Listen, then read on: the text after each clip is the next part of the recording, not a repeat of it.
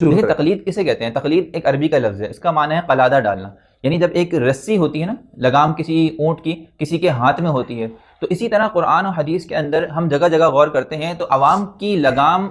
اہل علم کے ہاتھ میں دی گئی ہے۔ قرآن میں فرمایا گیا فَاسْأَلُوا أَهْلَ الذِّكْرِ إِن كُنتُمْ لَا تَعْلَمُونَ، کہ دیکھو کسی بات میں علم نہ ہو تو اہل الذکر سے، اہل علم سے پوچھ کے عمل کیا کرو۔ یہ ہے تقلید، یعنی ایک انسان بے لگام نہ ہو بلکہ اس کو کوئی کنٹرول کرنے والا ہو۔ نبی کریم صلی اللہ علیہ وسلم کے زمانے میں صحابہ کرام رضی اللہ تعالیٰ عنہم عربی زبان سمجھتے تھے، لیکن اس کے باوجود بھی کبھی انہوں نے یہ نہیں کہا اللہ کے رسول کو کہ ہمیں آپ کی بات کی یا آپ کی اتباع کی کوئی ضرورت نہیں ہے، ہم تو خود عربی زبان سمجھتے ہیں، قرآن و حدیث سے مسائل ہم خود نکال سکتے ہیں۔ نہیں، اللہ کے رسول سے مسائل پوچھتے تھے۔ نبی کریم صلی اللہ علیہ وسلم کے زمانے میں صحابہ کرام میں سے بعض اتنے زیادہ ٹرینڈ ہو گئے تھے، اتنے زیادہ جو ہے مہذب ہو گئے تھے، فقہ میں اتنی مہارت رکھتے تھے کہ اللہ کے رسول صلی اللہ علیہ وسلم باقاعدہ کہا کرتے تھے کہ بھائی فلاں فلاں مسائل کے اندر، فقہ کے اندر، افتاء کے اندر، قرأت کے اندر فلاں فلاں صحابی سے پوچھ لیا کرو۔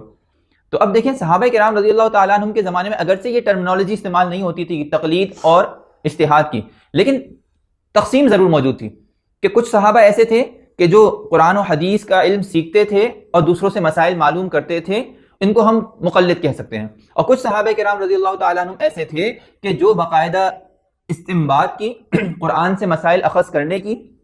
احکام شرعیہ نکالنے کی صلاحیت رکھتے تھے، ہم ان کو مجتہدین کہہ سکتے ہیں۔ تو صحابہ کرام رضی اللہ تعالیٰ عنہم، نبی کریم صلی اللہ علیہ وسلم، ائمہ تابعین، تبع تابعین، ہمیں ساری زندگی یہی نظر آتا ہے کہ کبھی ایک عام آدمی اٹھ کے یہ نہیں کہتا تھا کہ میں قرآن و حدیث کو خود سمجھ سکتا ہوں، بلکہ اس کے لیے معلم کی ضرورت ہوتی تھی۔ وہ معلم، وہ مجتہد ہوتا تھا، جس طرح نبی کریم صلی اللہ علیہ وسلم نے ارشاد فرمایا انما بعثت معلما، قرآن تو تمہارے پاس موجود ہیں، احکام خداوندی تو موجود ہیں، لیکن سکھاؤں گا میں،